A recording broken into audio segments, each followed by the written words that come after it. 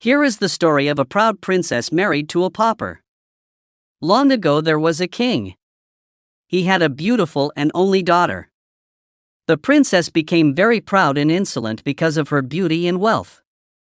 When the message of marriage came, she would not only reject it, but make fun of it. One day, the king made a big feast and invited all the candidates who had sent a message to marry the princess. Everyone sat on the chairs according to their status. The princess went to this feast. I arrived with my maids in a very haughty manner. She looked down on every candidate she passed. When she came to a prince who was very fat, she laughed at her maids and said, "It's football." Seeing the candidate, he said, "What a fox looks like, look at Motu." A Nawab was very fair and short in height. The princess called him a white mouse. A prince's color was red, so she calling her pinkworm, she insulted every candidate like this. But seeing a prince who was very handsome because he had a beard, she mocked him and said, "Look at him, how he sneered at his face." When the king saw that his daughter had disrespected the guests, he was very angry. He announced that he would marry the princess to a beggar. Of announcement after all the people left there. After a while a wanderer came who was wandering around the streets and singing. He stood near the window under the royal palace and started singing.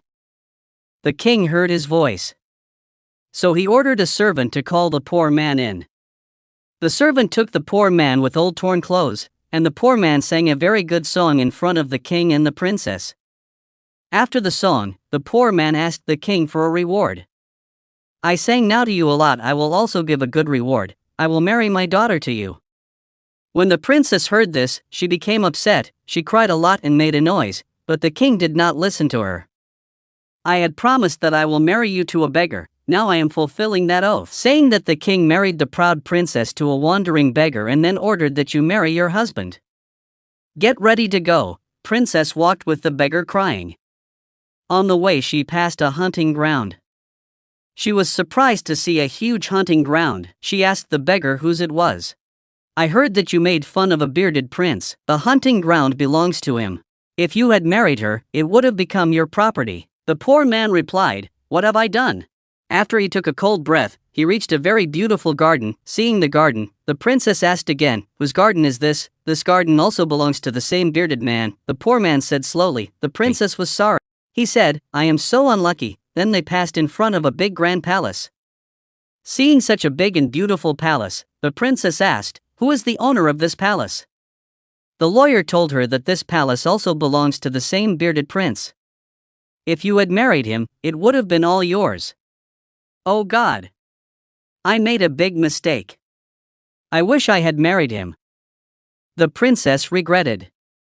The poor husband got angry and said, "I don't care about it, but why are you talking about other men while I am? Is there anything wrong with me, talking like this near a small hut?" Arrived, what an ugly little hut. "Whose is it?" asked the princess. "This is my house and this is the place where we have to live." "Where are your servants?" said the poor man. "What do we mean by servants? You can do everything, now light the fire and cook for me, I am very tired." Because the princess did not know how to cook, so the fakir helped her and after some time they cooked the food, ate, and went to sleep. The next morning, the poor man woke her up and told her to do the housework and other chores. Like they spent some days, then a time had happened that they had nothing left to eat. One day the poor man said, "Whatever I used to earn has been spent, now it is your turn to earn. I will bring you some goods, all you have to do is make baskets with it." Saying that, he went and brought some things. The princess had never done such a laborious work before, so her fingers were injured and they started to bleed. Seeing this, her husband said, "I don't think you can do this work. I will give you some yarn. I bring it, you make me cloth." But she could not even do that. The poor man said, "You are of no use to me at all, you cannot do anything. I have suffered a great loss by getting married. However, I try to bring you pottery, you go to the market and sell them." The princess said, "When I stand in the market with that pot, the people of my country will laugh at me in this situation. If you don't want to die, you have to do this work. The work of selling pottery is going very well. When people see a beautiful girl selling pottery in the market, they will pity her and buy something." Brought and the princess went to the market to sell them. Meanwhile, an angry and the ill-tempered soldier passed by. He saw pots lying in the middle of the road, kicked them and broke them and said, "Don't sit on the road like this in the future." Sanaya, how foolish you are, who told you to sit in the middle of the road with a pot? After all, people will have difficulty passing through there. I think that this is not your business either. Well, in the royal palace.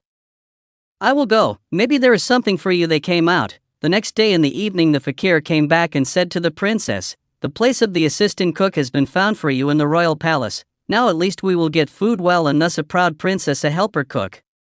It became every day she would do all the work of the Borchi house from morning till evening, and in the evening she would come home with raw food of the people, and in the same way both the husband and wife would spend their time in the palace. Heard that there was a wedding ceremony in the palace on the appointed day. When the ceremony began, he saw from the window of the powerhouse, the servant was welcoming the guests in fine clothes. Ashamed of her pride and arrogance and foolishness, some maids came and gave her many delicious foods in a basket, and she walked towards the house. Blocked her way. The princess looked up and saw that it was the same bearded prince whom she had made fun of. She trembled with fear and shame.